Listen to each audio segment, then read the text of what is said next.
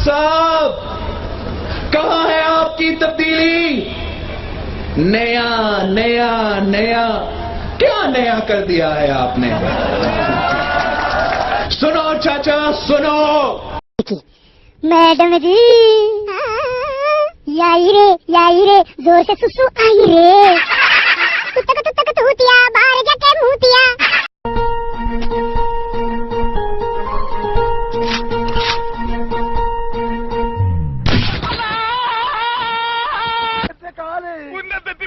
आपका बच्चा पढ़ने में बहुत ज्यादा कमजोर है। लिखने में कैसा है? लिखने में तो और भी ज्यादा बेकार है।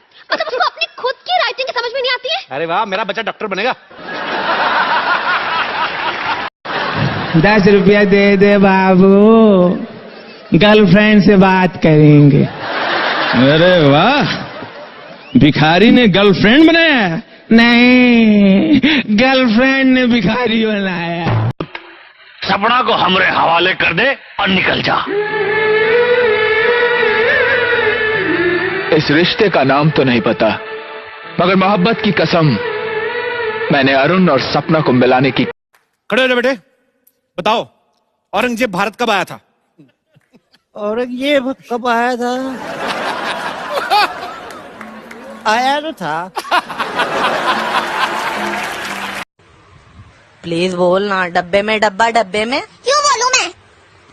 प्लीज बोल दे, एक बार बोल दे। डब्बे में डब्बा, डब्बे में केक।